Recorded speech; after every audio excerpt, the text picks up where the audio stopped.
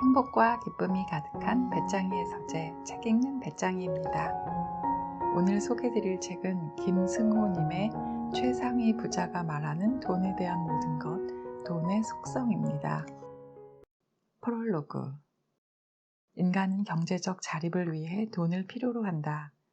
이 돈을 이해하는 방식은 지난 수세기 동안 많은 사람을 통해 다양하게 교육되었다. 하지만 정작 돈을 다루는 지혜의 수준이 높아진 시대는 없었다. 세대가 바뀌고 시간이 흘러도 우리는 여전히 제자리다. 지극히 현명한 사람도 돈에 대해 무지한 경우가 태반이고, 정작 부를 이루고 유지한 사람은 그 비밀을 말할 이유가 없었다. 그나마 알려진 방법은 유효기간이 지난 알약 같은 지나간 과거의 지식뿐이다. 인생에서 돈에 대한 문제를 해결한다는 건 영적 각성만큼이나 삶에 있어 중요한 가치다. 방치하거나 무시하면 현실의 돈 역시 나를 무시하거나 방치하기 때문이다. 돈을 세속적이라는 이유로 방치하고 두렵다고 피하면 그 피해가 나와 내 가족 전체와 다음 세대까지 이어지며 평생 노동의 굴레를 벗어날 수 없다.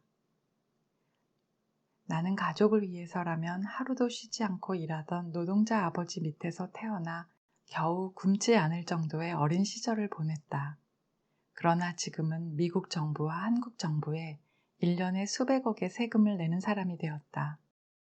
한적한 시골 동네에 떨어진 파키스탄 노동자 같은 신세에서 하버드에서 교육받은 변호사와 회계사를 기다리게 만들며 전 세계에 걸쳐 여러 사업을 총괄하는 사업가가 되었다. 6달러짜리 냉면을 파는 한인 식당에 육중한 나무분이 겁이 나서 들어가려다 포기했던 사람이 매일 일반 직장인의 몇 년치 월급을 벌고 있다. 나는 가난의 가장 바닥부터 거의 최상급의 위치까지 올라봤으며 이 과정에서 돈의 여러 속성을 자세히 경험해 볼 기회를 얻었다. 돈을 번다는 게 어떤 뜻인지, 돈은 어떻게 움직이는지, 돈은 왜 사라지는지, 돈은 어디로 몰려다니는지, 돈은 무슨 일을 하는지, 돈은 어떤 흔적을 남기는지를 비교적 깊고 넓게 볼 수 있는 위치에 올라설 수 있었다. 분명 누군가는 나보다 더한 통찰이 있을 것이다. 더 깊은 사고와 논리, 더 큰 사업에서 자수성가하여 돈의 속성을 낱낱이 이해하는 사람도 있을 것이다. 하지만 세상에 나온 책들은 실제로는 돈을 벌어본 적이 없는 이론가가 쓴 것이 대부분이다. 결국 이런 책을 저술해 돈을 버는 사람이 더 많다. 정말 돈의 속성에 대해 잘 아는 자산가들은 그 비밀을 굳이 글로 남기고 싶지 않았을 것이다. 이런 비밀을 알고 있는 사람이 몇 안 된다는 걸 알기에 운명에 이끌리듯 나는 내게 그 일이 주어졌음을 받아들이기로 했다. 그럼에도 이 책을 쓰기까지 몇 년을 고민했다. 몇 권을 출간하긴 했지만 여전히 글쓰기는 내게 어려운 일이다. 그런데 예전에 영화관을 빌려 일반 대중에게 했던 돈의 속성이라는 주제의 강연이 방송으로 촬영돼 편집본으로 소개되고 이 일을 계기로 여러 유튜버를 통해 재생산되는 과정에서 내 의도와 목적에서 조금씩 변형되는 일이 생겼다. 바로잡으려고 했을 때는 이미 조회수가 1000만을 넘길 정도로 영상이 퍼진 후였다. 그러다 보니 지금이라도 더 늦기 전에 내가 전달하려던 내용을 정확하게 책으로 정리해야겠다는 생각에 이르렀다. 나는 이 책에서 돈의 철학적, 윤리적 가치관을 깊게 논하거나 설명하지 않을 것이다. 그만한 능력도 되지 않는다. 대신 돈에 대한 모든 생각이나 경험, 관점을 담으려고 한다. 돈을 벌고 또 돈이 내게 붙어있게 하는 일을 그 누구보다 잘할 수 있다고 감히 생각하기 때문이다. 돈이야말로 나와 내가 사랑하는 사람들을 보호하거나 도울 수 있고 남에게 신세를 지지 않고 살 수 있게 해준다. 이는 돈의 지극히 평범한 가치다. 그러나 세상은 이런 평범한 가치를 유지하는데 결코 평범함을 요구하지 않는다. 그렇기 때문에 평범한 방식으로는 풍족한 돈을 가질 수 없다.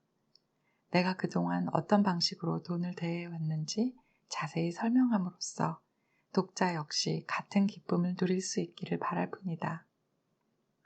한 가지 주의를 드리면 독자 여러분이 이 책의 가치를 받아들인다고 모두 부자가 되거나 경제적 자유인이 되지는 못할 수 있다. 그러나 나이가 어린 청년일수록 이 책의 가치를 공감하고 실행하면 반드시 부자가 될 것이다. 또한 누구라도 이 가치를 받아들이면 이전과 분명 차이나는 삶을 살 수 있으리라 확언한다. 종교 외에 세속적 영역에서 여러분의 삶에 행복한 영향을 준 사람으로 기억되길 바랄 뿐이다.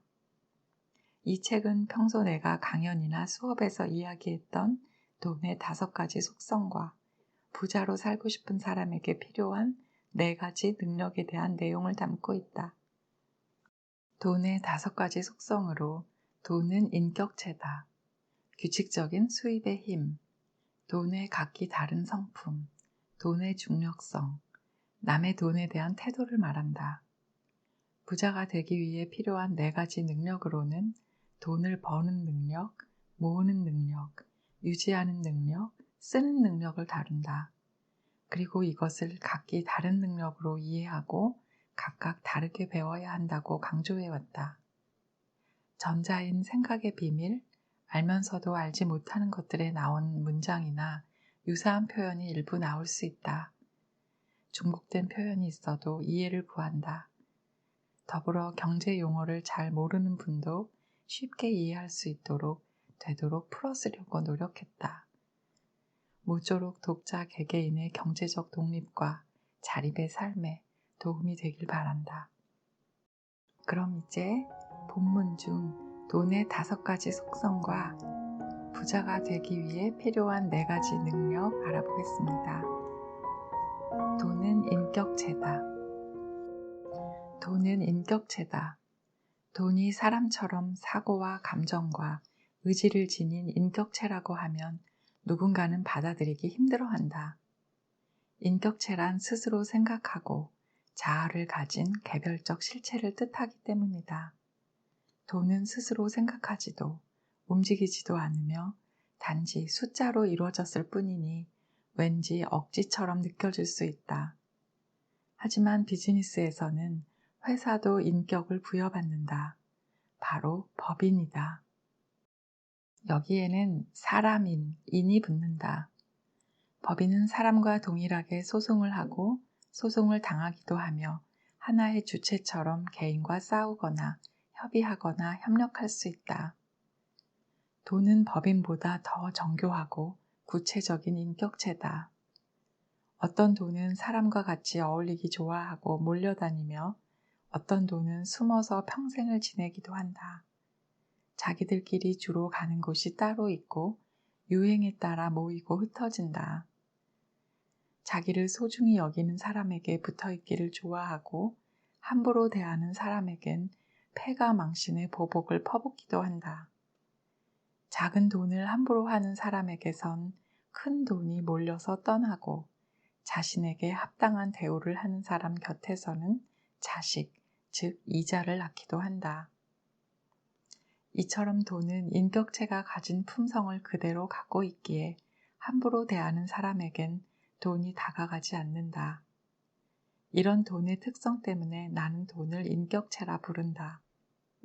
이 글 안에서도 돈을 인격체로 대하는 듯한 문장이 계속 나올 것이니 독자 여러분은 이해해 주기 바란다.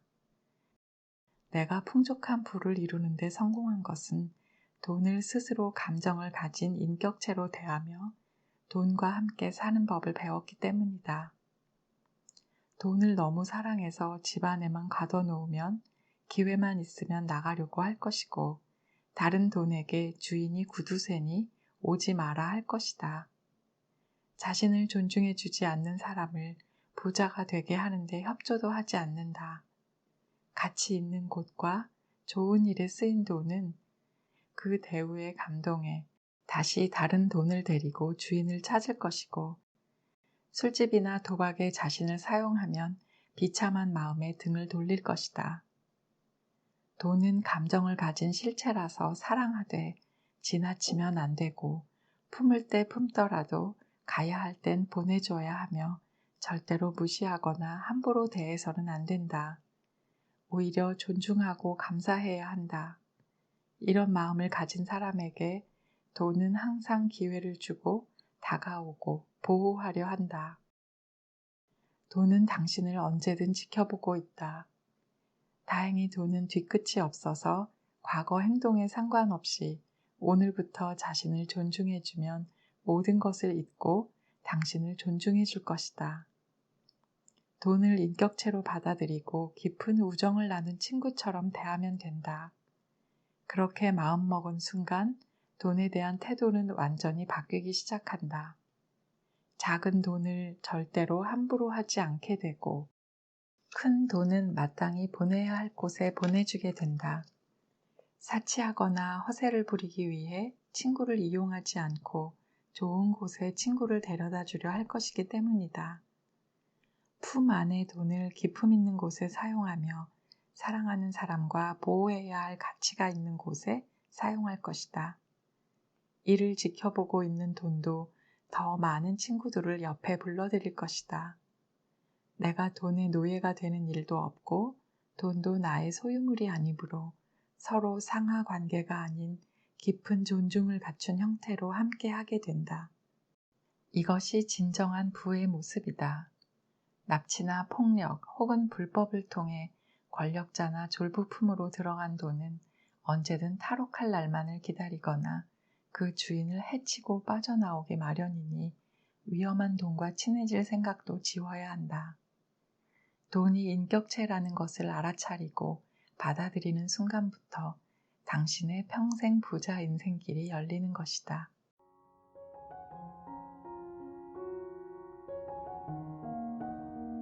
2. 일정하게 들어오는 돈의 힘. 가정해보자. 1년에 수입이 5천만 원인 사람이 있다. A라는 사람은 매달 일정하게 400만 원을 버는 사람이고, B라는 사람은 어느 땐 1,000만 원을 넘게 벌기도 하지만 어떤 달은 한 푼도 벌지 못한다. 두 사람 모두 매년 5천만 원의 수입이 생기지만 돈의 힘은 서로 다르다. 수입이 일정하게 발생한다는 건 그 수입의 질이 비정규적인 수입보다 좋다는 뜻이다. 질이 좋은 돈은 다른 돈을 잘 불러 모으고 서로 붙어 있어도 흩어지지 않는다. 비정규적인 돈보다 힘이 강해 실제 액면 가치와 상관없이 잠재 가치척도 주가 수익률 퍼가 높다. 농사를 짓는 데 필요한 강수량이 1000ml라고 가정해보자. 그런데 봄에 한 번 500ml를 퍼붓고 가을에 한 번 500ml 퍼붓는다면 그 땅에서는 농사를 지을 수 없다. 홍수 아니면 가뭄이기 때문이다. 대신에 하루 10ml씩이라도 매일 꾸준히 내리면 상당히 좋은 결실을 맺을 수 있다.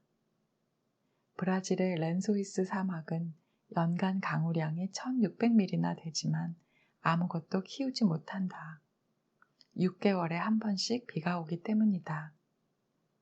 마찬가지로 기업 운영도 가장 중요한 것은 현금 흐름, 캐시플로우이다. 현금 유입과 유출을 통틀어 현금 흐름이라 한다. 기업의 현금 흐름이 좋지 않으면 이익이 나도 부도가 날 확률이 높아진다. 언젠가 비가 와도 당장 가뭄이 들어 작물이 타 죽는 것과 같다. 몸 안의 피도 일정하게 흘러야 사지가 움직이고 호흡도 일정해야 생명이 연장되며 음식도 일정하게 먹어야 죽지 않는다. 10분 동안 물속에 있다가 모자란 숨을 몰아넣는다고 사람이 살아날 수는 없다. 굶어 죽은 사람 입에 고기를 넣어준다고 사람이 살아나지 않는 것처럼 말이다. 돈도 같다. 현금 흐름이 일정하게 유지돼야 경제적으로 삶이 윤택해진다. 돈이 일정하게 들어온다는 건 체계화된 경찰이나 군인 수백 명만으로 수천, 수만 명의 군중을 효율적으로 통제하는 것과 같아. 이 흐름이 거친 인생을 통제할 수 있는 상태를 만들어준다. 장사나 사업을 계획 중이라면 개천을 막아 여름 한철 하루 1,000만 원 매출을 올리는 사람을 부러워 말고 매일 수십만 원씩 꾸준한 돈이 들어오는 국밥집을 부러워해야 한다. 여름철에 번 1,000만 원은 그 돈이 솜사탕처럼 가벼워서 만지기만 해도 쉽게 부서지지만 국밥집 100만 원은 단풍나무처럼 단단해서 건물도 만들어낼 수 있기 때문이다. 행사 때 몰려온 단체 손님을 상대하느라 단골을 무시하는 사장은 성공할 수 없다. 비정규적인 수입은 한 번에 몰려온 돈이라 실제 가치보다 커 보이는 착각을 일으킨다. 그래서 자신이 많은 돈을 벌게 된 줄 알고 사치하고 함부로 사용하게 돼 결국 모으지 못하게 된다. 흔한 생각으론 돈이 또 언제 들어올지 모르니 저축을 해가며 살 것 같아도 실제로 그렇게 조정하는 사람은 별로 없다. 내 손에 바늘이 있고 풍선이 눈앞에 어른거리면 찔러보고 싶은 것이 사람 마음이다. 따라서 수입이 비정규적인 사람은 자산을 정규적인 수입 자산으로 옮기는 작업을 시작해야 한다. 연예인, 강사, 학원 교육자, 건설 노동자, 시즌이 있는 사업체 소유자, 운동선수, 개원의사처럼 수입이 일정하지 않은 직업을 가진 사람이 여기에 해당된다. 수입이 일정하지 않다는 말은 또 다른 말로 개인의 재능이나 재주가 많아서 단기간 많은 수입을 얻는다는 뜻이다. 이런 사람들은 자신의 수입이 생기는 대로 일정한 소득이 나올 수 있는 부동산이나 배당을 주는 우량 주식을 사서 소득을 옮겨 놓아야 한다. 하루라도 빨리 일정한 소득으로 옮겨 놓지 않으면 비정규적인 돈은 정규적인 돈을 소유한 사람들 아래로 빨려 들어가고 말 것이다. 정규적인 돈과 비정규적인 돈이 싸우면 언제든 정규적인 돈이 이기기 마련이다. 규칙적인 수입의 가장 큰 장점은 미래 예측이 가능해진다는 점이다. 미래 예측이 가능하다는 말은 금융자산의 가장 큰 적인 리스크를 제어할 수 있다는 뜻이다. 리스크는 자산에 있어 가장 무섭고 두려운 존재며 모든 것을 앗아갈 수 있다. 어디에 숨어 있는지 몰라서 모퉁이를 돌다 갑자기 맞닥뜨릴 수 있는 것이 리스크다. 이 리스크를 제어할 수 있다는 건 대단한 장점이다. 그 자체가 신용을 부여하며 이 신용은 실제 자산으로 사용할 수 있어 같은 5천만 원이라도 1억 원 혹은 그 이상의 자산으로 변형돼 현실에 나타난다.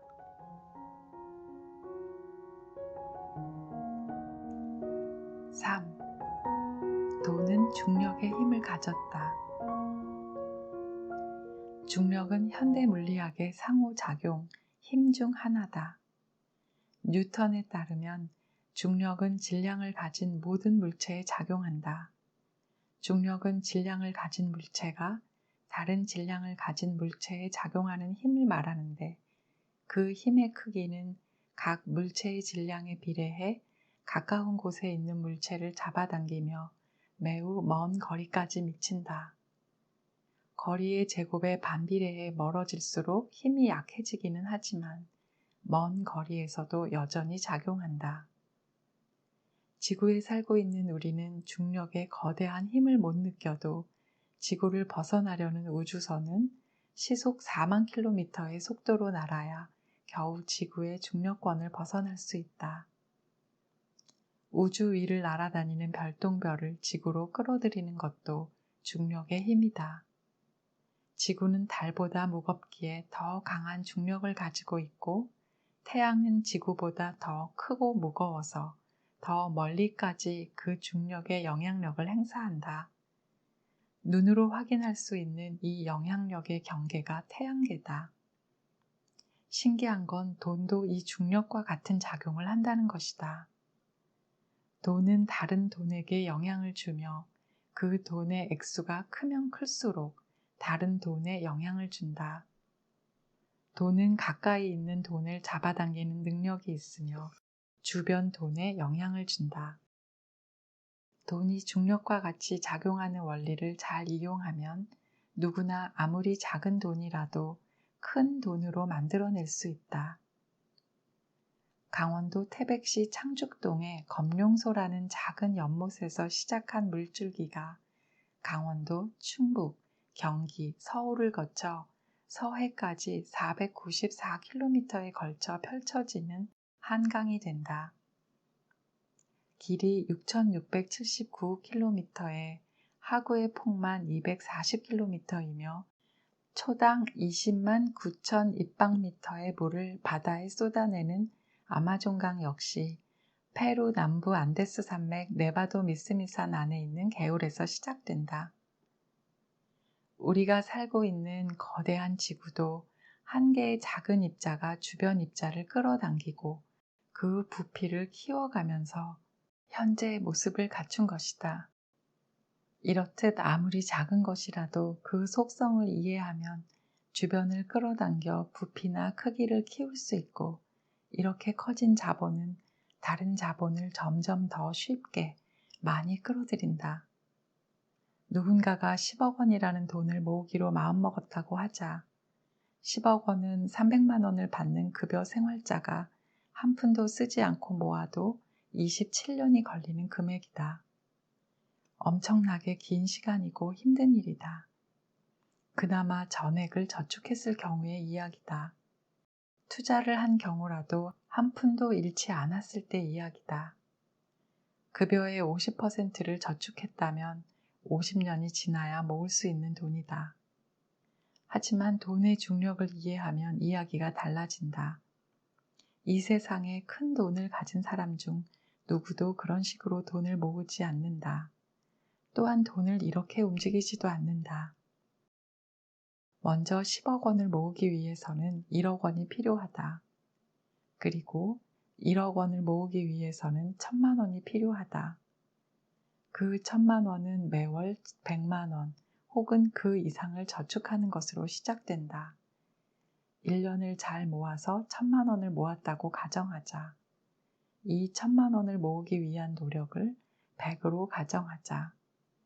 다음 1,000만 원을 모으기 위해 들이는 노력은 처음 1,000만 원을 모으기 위해 들어간 노력 100보다 낮아진다. 왜냐하면 이미 처음 만들어 놓은 1,000만 원이 이자나 투자를 통해 자체 자본을 만들고 있기 때문이다. 처음 1,000만 원은 내 노동과 시간으로 오롯이 나 혼자 이루었지만 그 1,000만 원이 스스로 일을 해서 나를 돕고 있기에 둘이 함께 일을 하는 셈이다. 즉, 나와 자본이 다른 자본을 만들기 위해 함께 일하고 있는 것이다. 그러므로 두 번째 1,000만 원을 모으기 위한 노력 수치는 95 정도라고 볼 수 있다.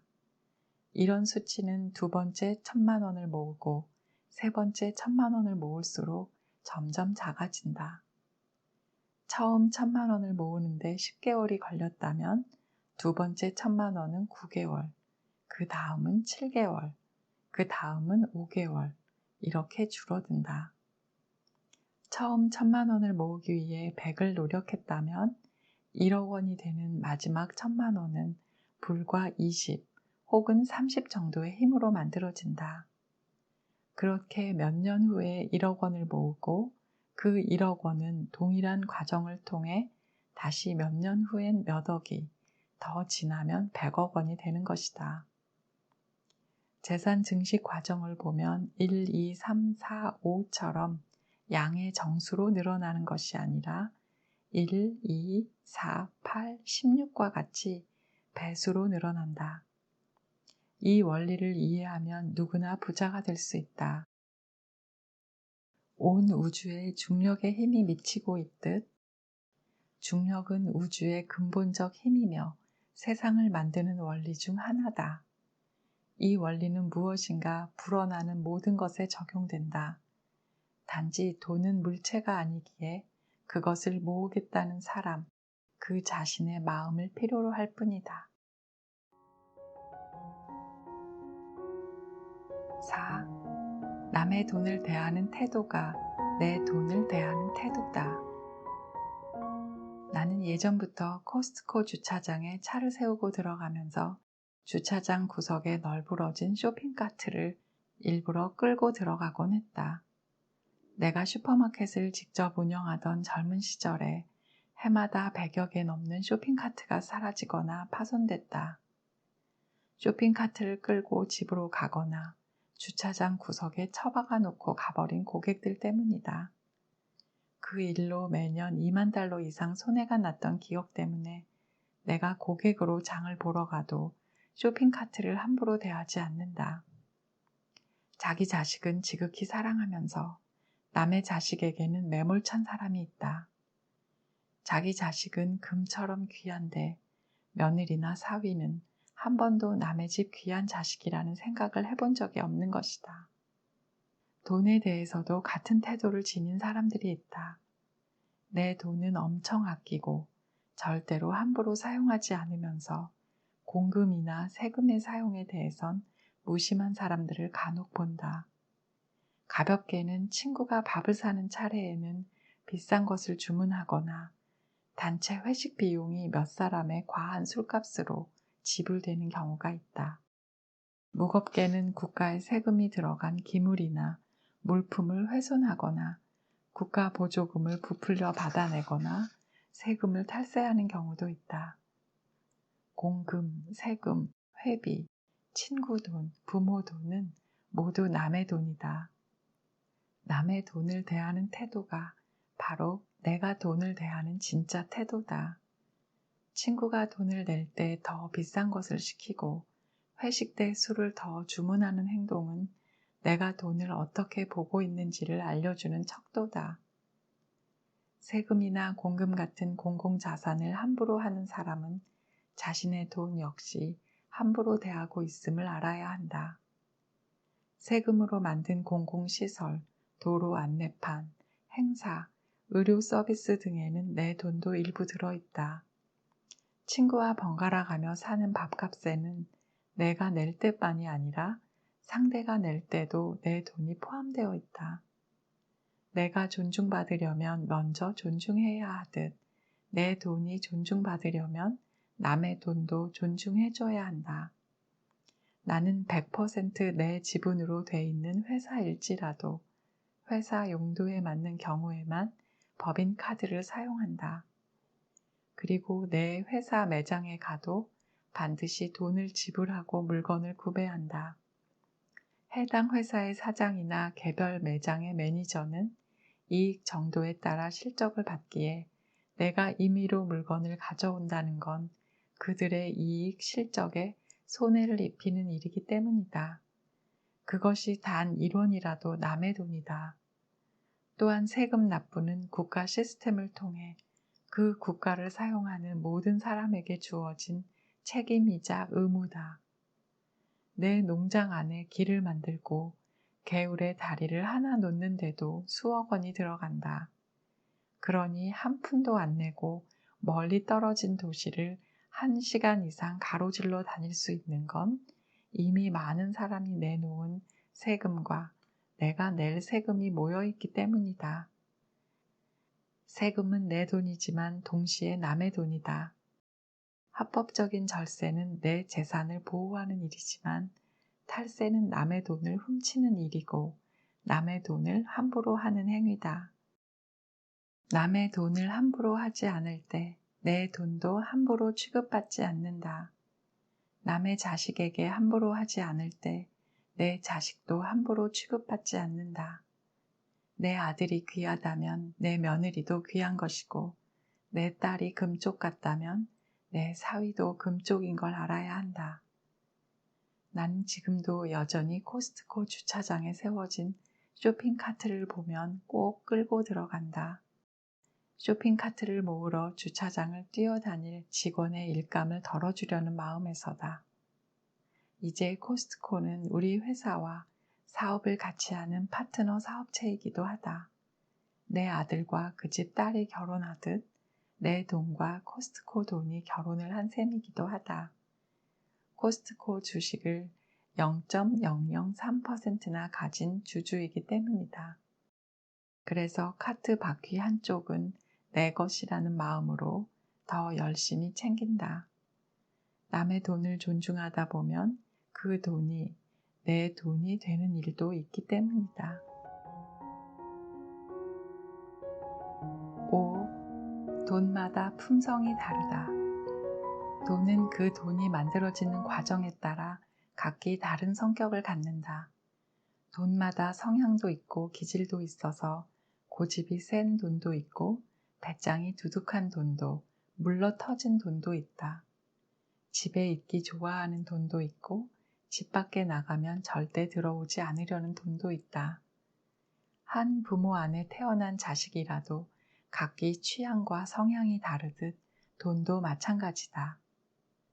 고된 노동으로 번 돈과 주식 투자를 통해 얻은 수입, 카지노에서 번 돈, 저축에서 생겨난 이자 같은 돈은 똑같은 1,000만 원의 액면가라도 결코 같은 돈이 아니다.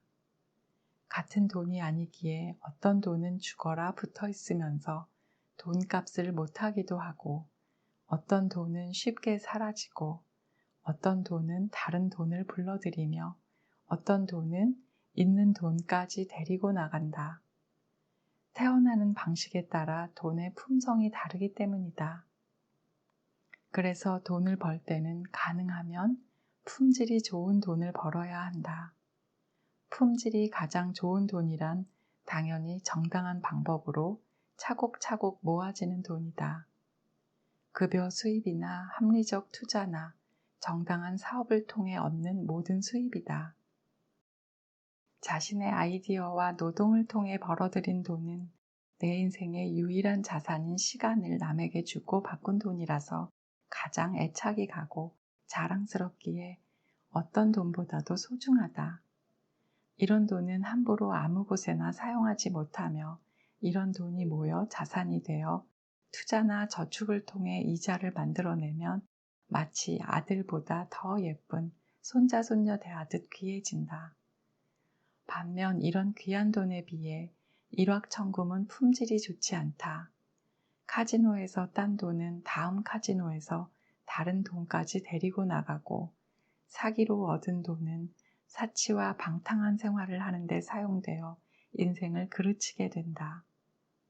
투기에 가까운 투자나 급하게 부자가 되려는 마음으로 무모한 레버리지를 이용해 운 좋게 벌어들인 돈도 남에게 자랑하는 용도로 사용되다가 결국 모든 돈을 데리고 한꺼번에 집을 나가버린다. 때때로 나쁜 돈은 주인을 해하거나 그의 가족을 무너뜨려 버린다.